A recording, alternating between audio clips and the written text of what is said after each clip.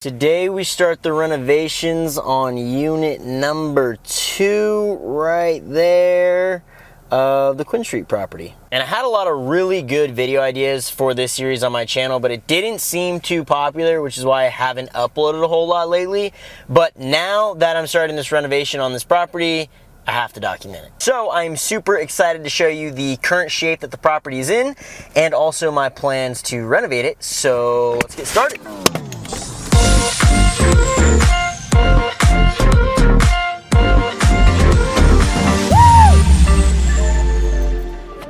All right, so we're gonna start with the walkthrough of the unit first. It's gonna be super echoey in here because it's vacant, but I'm gonna go through the walkthrough of the entire unit. I'm gonna show you kind of what we're gonna be doing to renovate it. And then after I show you kind of all those details, we're gonna break down the actual specific numbers back in the man cave and then take it from there. And these are gonna be the things that actually matter when it comes to increasing monthly rent amount, because that's the entire focus of this renovation. But we also wanna make it really badass and cool, to raise the value of the property as well. But the primary focus is to make sure that we can increase our monthly rent amount. Right as you walk into the unit, you've got kind of a nice little family room area right here. The first thing we're gonna be starting with this entire project is gonna be the flooring. Not necessarily because of the carpet. The carpet's actually in pretty decent shape. It's more so because of the tile, and that tile is absolutely disgusting. When you walk into here, this is just kind of like a nice little family room area. Let me get a little bit of a wider view for you guys. A little bit of a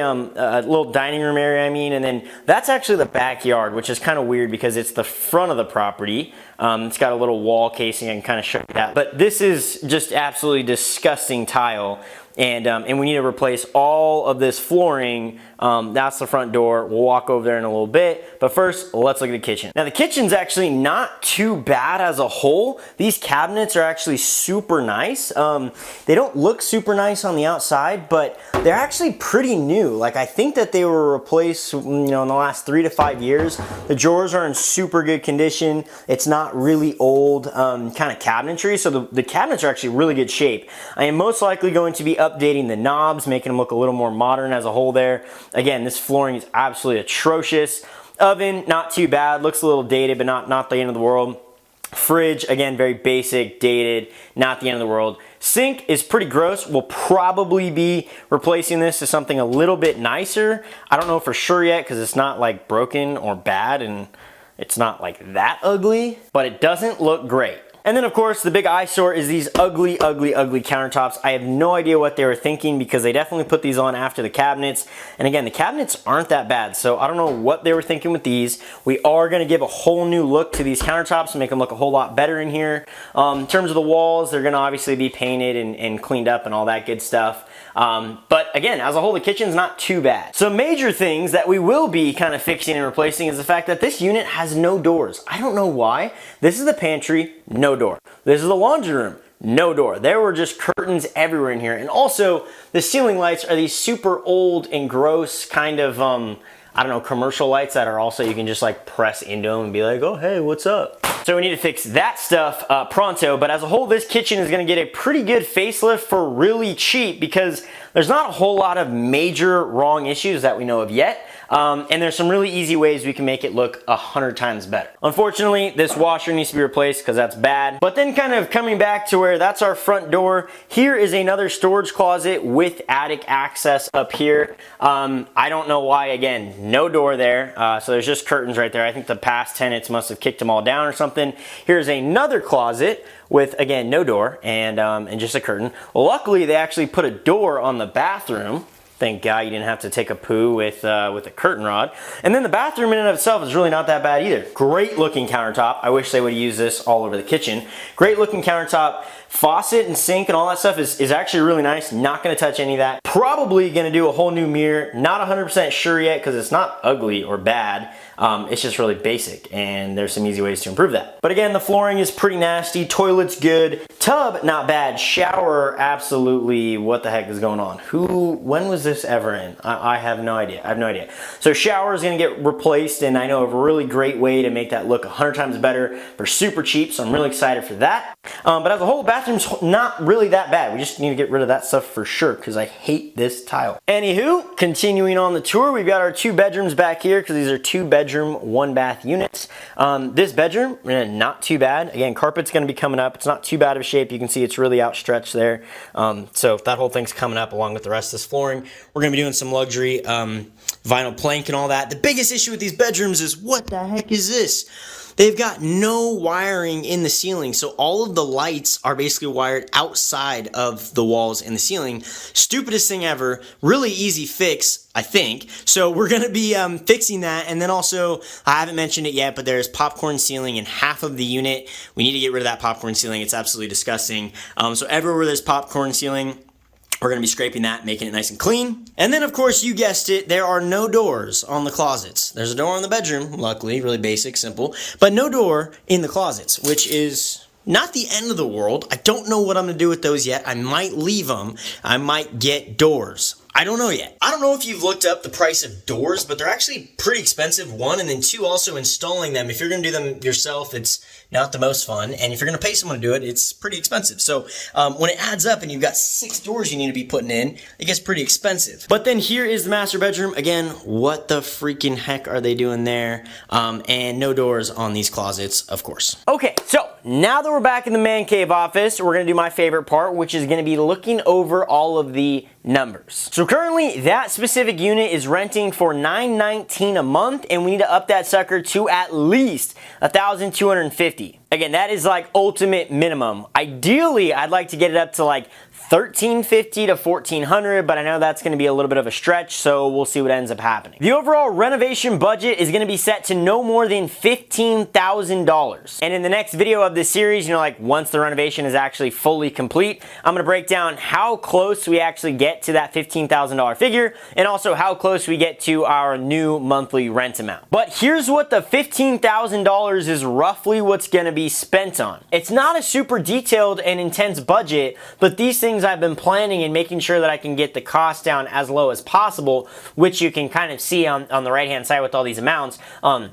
Getting really high quality stuff done for as cheap as possible is ultimately gonna be the goal. And I'm super excited for the next video in this playlist because I wanna see how close I actually stick to my budget, and also how the unit actually turns out and looks, because this is the cheapest I could possibly keep my renovation budget without sacrificing a ton of quality. Which brings me to the next thing I wanna talk about, because if you're like me and you're trying to plan an investment property renovation, there should be 3 main things you focus on, which are the 3 things that I focus on. First and foremost, the most popular is gonna be cost. All right, that's very important. Number 2 is gonna be speed, and number 3 is gonna be the overall look or durability of the renovation. And I say cost is the most important part of the renovation, because if you overspend on your investment property renovation, then you're doing the opposite of making money. You are just losing money. And this was hands down like the hardest thing to do when I was planning this whole renovation, is I like to totally overdo it and make things absolutely the best they can possibly be.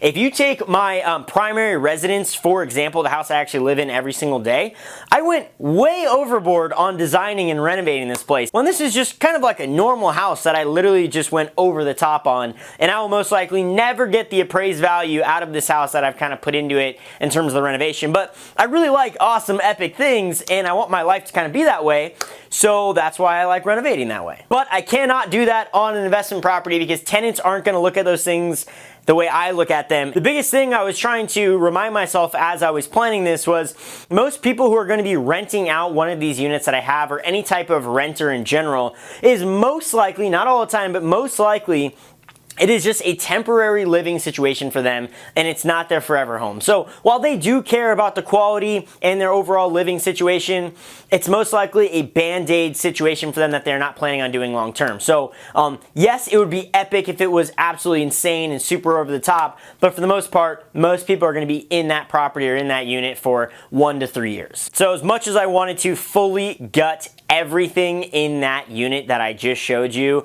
and redo it all just like how I did my primary residence, I cannot, and that's why I've stuck to a $15,000 budget, because if I was gonna fully rip everything out, I would spend $15,000 on just the kitchen alone, which I cannot do. Instead, I plan on spending only $1,000 on the actual kitchen of that unit, and I'm really excited for the look I'm gonna get out of it, and I hope you're super excited for it because it's gonna look totally different. Then that brings me to my next point, which is speed. So on my primary residence, I've been renovating this property for probably a year and a half now, and I've just been slowly chipping away at projects because a full kitchen remodel is going to take anywhere from 3 to 6 weeks, because you got to order cabinets, you got to order countertops, you got to get new appliances. All this new things are going on. It's taking you super, super long. So when you're doing an investment property, you don't have the luxury of time. Right now, that specific unit is sitting vacant, which means I'm not cash flowing at the level that I want to cash flow at on that property to be making some really good money. So right now, it's no longer an asset and making me money. Right now, it's a liability and it's costing me money. So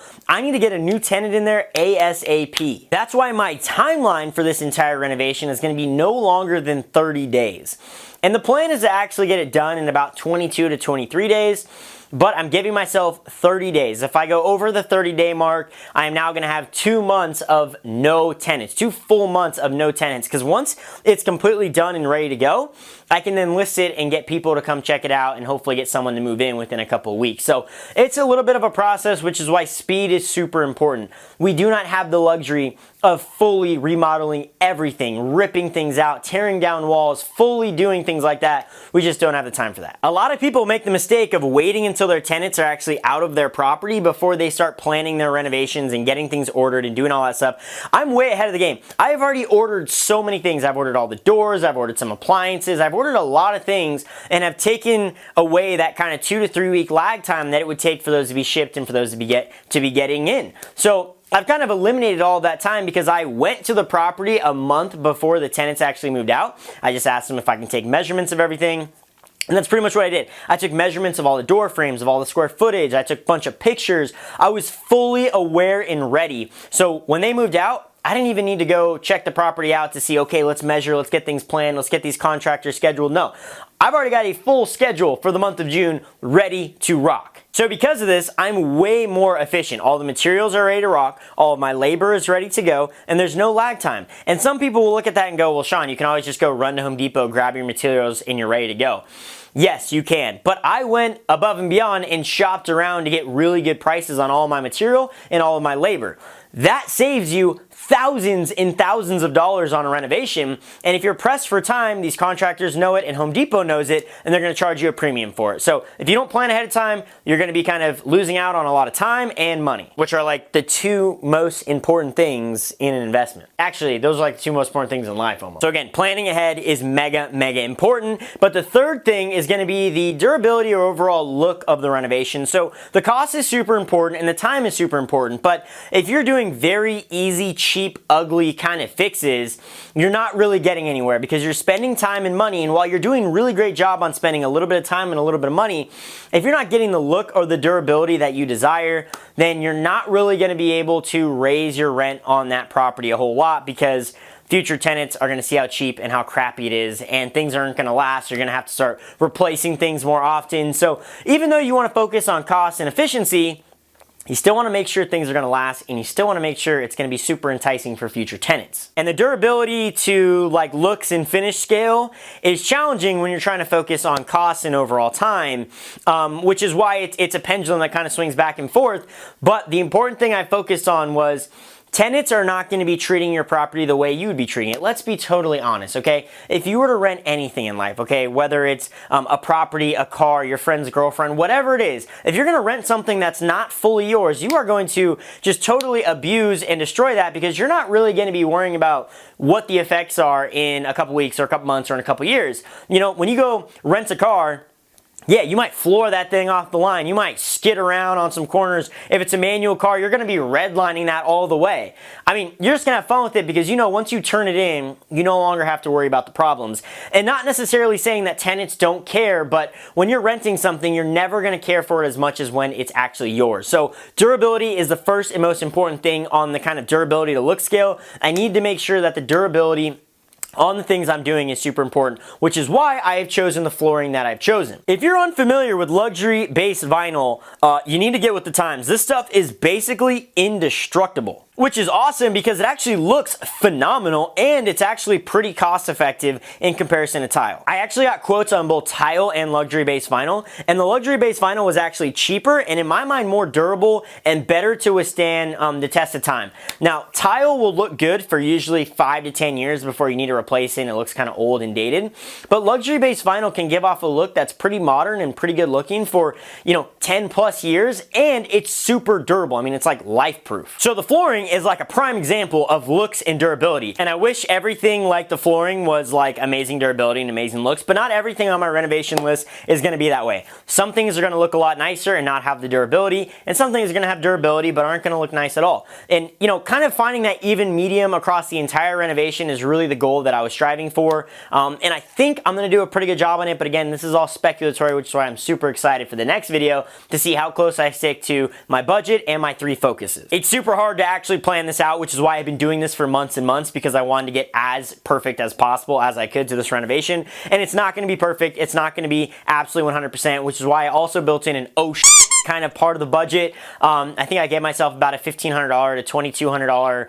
kind of budget to see, this came in a lot higher, or maybe we found some mold or something crazy happens during the renovation. So again, those are my 3 main focuses. You've got the cost, you've got the speed, and you've got the durability versus kind of look. So we'll see how well I do. I'm super excited. I'm going to try to film as much as I possibly can because I know it's really cool to kind of see that. That's why like HGTV or whatever those like home renovation channels always have tons of people watching them. So I'm going to try to film as much as possible, keep you guys kind of informed of the entire process that I possibly can. Again, I'm shooting for like 2, 3 to maybe 4 weeks of renovations. So, in roughly about a month, will hopefully be seeing a new video on this series and kind of how I did on this renovation. I'm a little nervous, I'm a little excited.